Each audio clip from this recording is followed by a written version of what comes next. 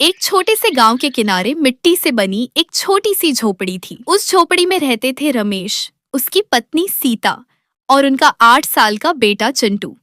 तीनों बहुत गरीब थे। कई बार उनके घर में 2 वक्त का खाना भी नहीं बन पाता था। फिर भी वे एक दूसरे का साथ कभी नहीं छोड़ते थे। एक सुबह सूरज निकलते ही रमेश काम की तलाश में निकलने लगा। उसने अपनी पुरानी चप्पल पहनी और मुस्कुराकर कहा, सीता, मैं काम ढूंढने जा रहा हूँ। तुम घर का ध्यान रखना। घर में जो भी खाना बचा है उसे तुम और चिंटू मिलकर खा लेना।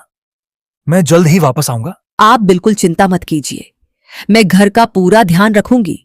चिंटू का भी अच्छे से ख्याल रखूंगी। काम की चिंता में अपनी सेहत मत बिगाड़िए।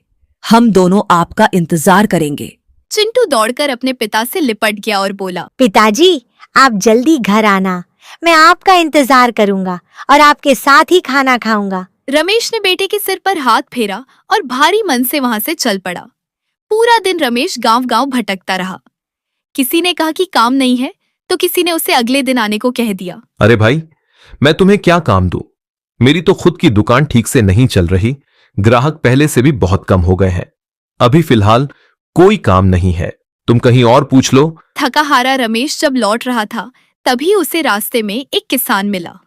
किसान ने कहा, बेटा, मेरी तबीयत थोड़ी खराब है। मैं किसी ऐसे आदमी को ढूंढ रहा हूं जो यहाँ काम कर सके।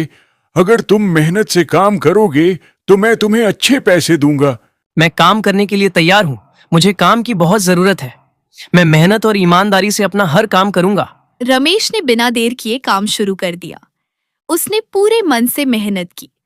शाम होने पर किसान ने उसे मजदूरी के साथ थोड़ा सा आटा और कुछ सब्जियां भी दे दी। उधर घर में सीता और चिंटू भूखे बैठे थे। चिंटू ने धीरे से पूछा, माँ, पिताजी तो कह रहे थे कि घर में कुछ खाने को है, लेकिन यहाँ तो कुछ भी नहीं बचा। मुझे बहुत भूख लग रही है। क्या आज भी हमें बिना खाना खाए सोना पड़ेगा? नहीं बेटा, तुम चिंता मत करो। तुम्हारे पिताजी जल्द ही खाना लेकर आते होंगे। फिर हम सब साथ बैठकर खाना खाएंगे। थोड़ा और इंतजार कर लो। मुझे पूरा भरोसा है कि वे खाली हाथ नहीं लौटेंगे। सीता की आंखें भर आईं, लेकिन उसने अपने आंसू छिपा लिए। थोड़ी देर बाद रमेश घर पहुंचा। उसके हाथ में आटा और सब्जियां देखकर चिंटू खुशी से उछल पड़ा। सीता ने जल्दी जल्दी चूल्हा जलाया और सादा सा खाना तैयार किया। तीनों जमीन पर साथ बैठकर खाना खाने लगे।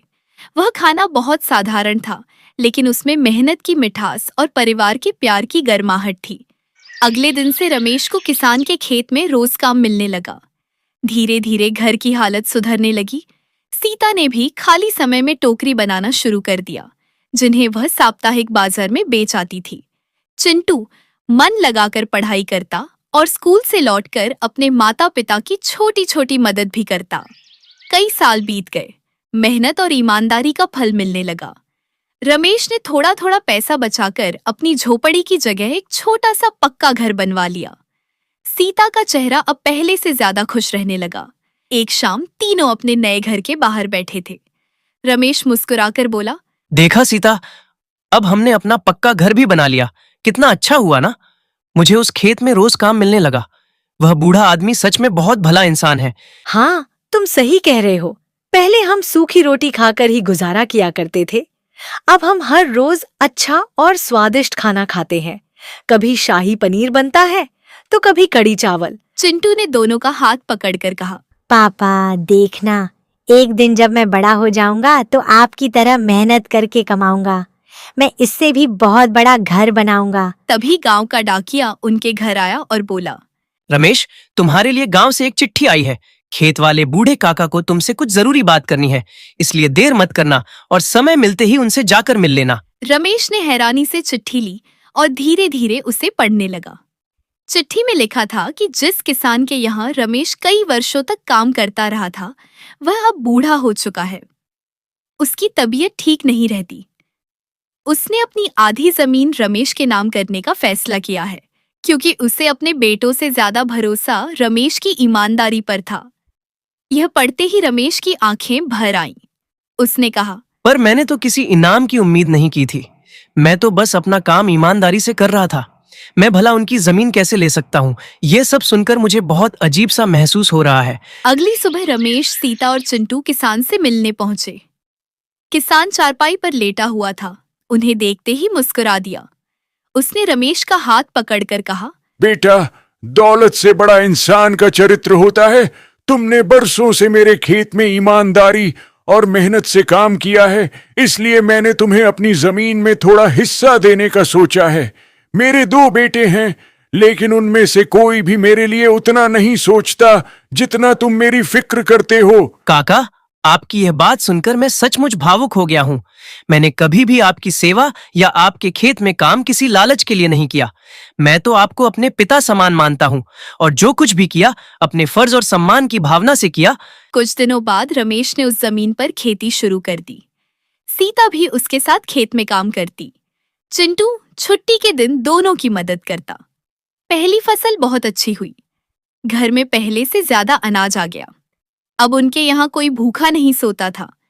एक दिन दोपहर में एक बूढ़ी औरत उनके घर के सामने आकर बैठ गई। वह बहुत थकी हुई थी।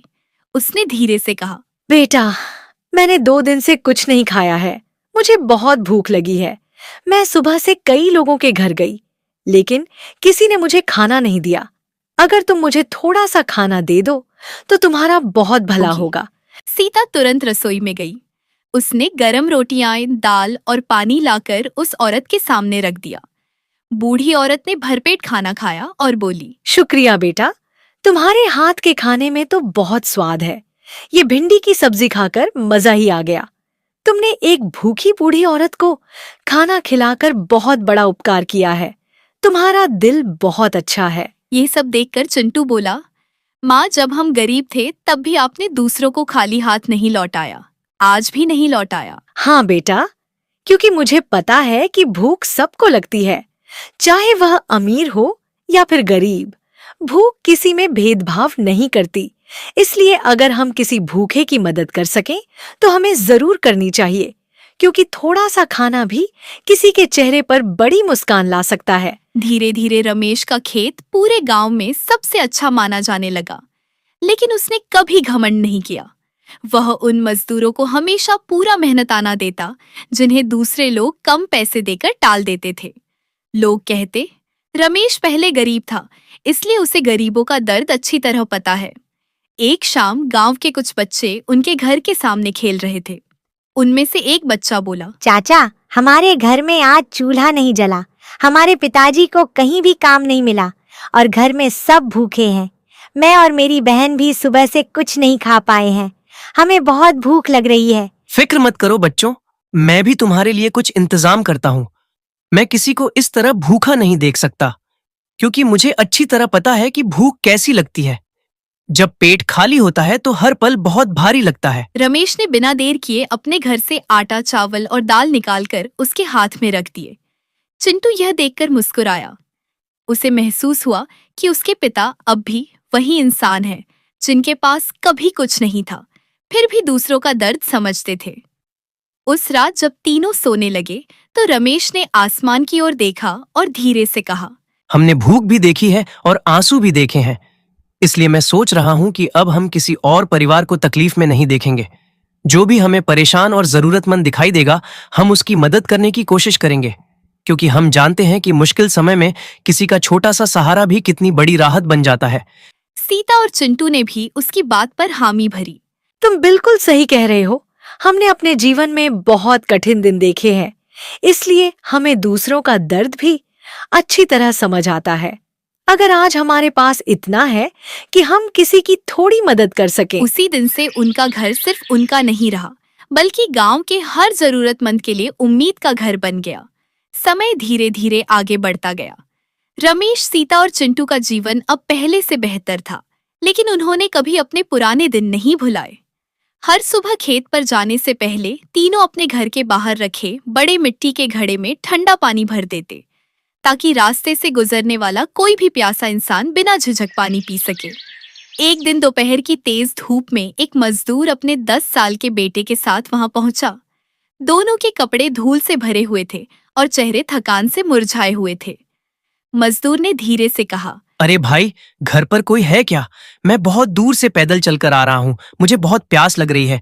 अगर हो सके तो थोड़ा पानी पिला दो। मैं सुबह से काम ढूंढ रहा हूँ लेकिन कहीं भी काम नहीं मिला। मेरे साथ मेरा बेटा भी है, ये भी चलते चलते बहुत थक गया है। अगर थोड़ा पानी मिल जाए तो हम दोनों को बड़ी राहत मिल जाएगी। रमेश ने उन्हें सिर्फ पानी ही नहीं दिया बल्कि अपने साथ बैठाकर खाना भी खिलाया। सुनो, तुम चाहो तो मेरे खेत में काम कर सकते हो। मैं तुम्हें तुम्हारी मेहनत के बदले अच्छे पैसे दूंगा। तुमने बताया कि तुम्हें कई दिनों से काम नहीं मिला। ये सुनकर मुझे बहुत बुरा लगा। मेहनत करने वाले इंसान को काम की कमी नहीं होनी चाहिए। इसलिए अगर तुम तैयार हो तो कल से ही मेरे खेत पर काम शुरू कर सकते हो। भाई साहब, आपका बहुत बहुत धन्यवाद। आपने मेरी परेशानी समझी और मेरी मदद के लिए हाथ बढ़ाया। ये मेरे लिए बहुत बड़ी बात है। मैं कई दिनों से काम की तलाश में भटक रहा था लेकिन कहीं कोई मौका नहीं मिला। अगले दिन से वह मजदूर रमेश के साथ काम करने लगा। कुछ ही दिनों में उसकी पत्नी भी सीता के साथ खेत और घर के छोटे मोटे कामों में हाथ बटाने लगी। दोनों परिवारों के बीच ऐसा अपनापन हो गया कि वे त्योहार, खुशियां और दुख सब मिलकर बांटने लगे। इसी बीच एक रात तेज बारिश शुरू हो गई। हवा इतनी तेज चल रही थी कि गांव के किनारे बनी कई झोपड़ियों की छतें उड़ गईं। सुबह होते ही चिंटू ने देखा कि कई छोटे बच्चे भीगे कपड़ों में कांप रहे हैं। वह दौड़कर घर आया और बोला, पिताजी, कल रात जो बारिश हुई थी उसमें मैंने कुछ छोटे बच्चों को बाहर बैठे कांपते हुए देखा। उनके कपड़े पूरी तरह भीगे हुए थे। उन्हें देखकर मुझे बहुत बुरा लगा। उनके पास सिर छिपाने के लिए कोई जगह भी नहीं थी। क्या उनके लिए भी एक घर नहीं होना चाहिए ताकि उन्हें बारिश, ठंड और धूप से बचाव मिल सके? कोई भी बच्चा इस तरह खुले आसमान के नीचे रहने को मजबूर नहीं होना। हाँ बेटा, तुम बिल्कुल सही कह रहे हो।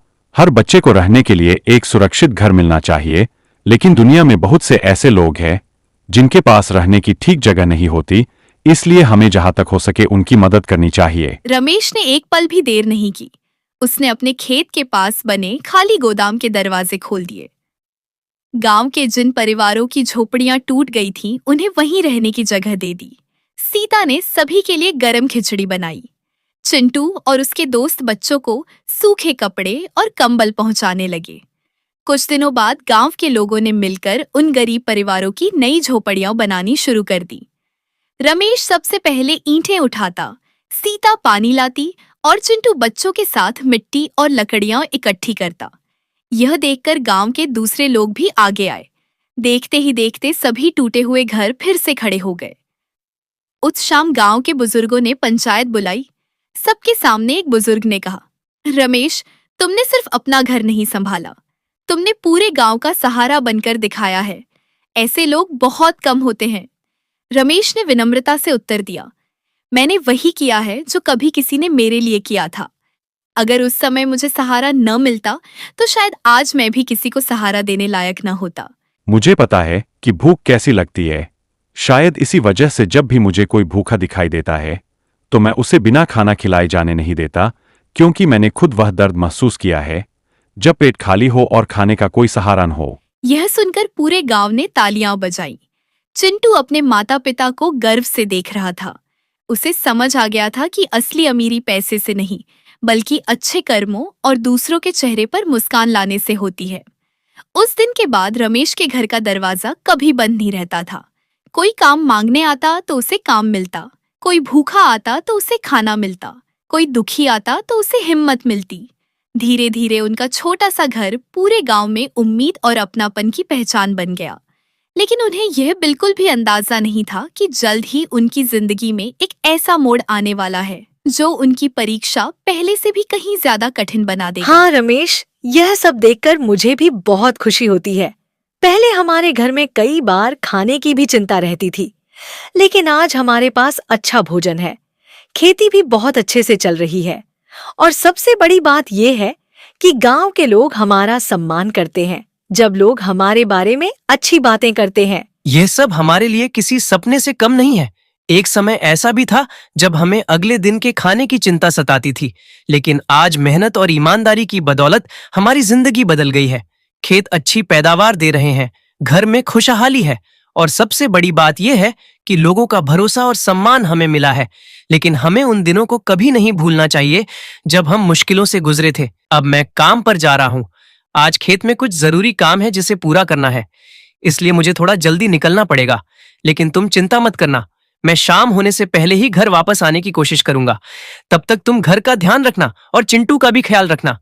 और हाँ, आज मटर पनीर की स्वादिष्ट सब्जी बनाकर रखना। कई दिनों से उसका मन कर रहा है। तुम्हारे हाथ की बनी हुई सब्जी का स्वाद ही अलग होता है। आप जल्दी घर आना, मैं आप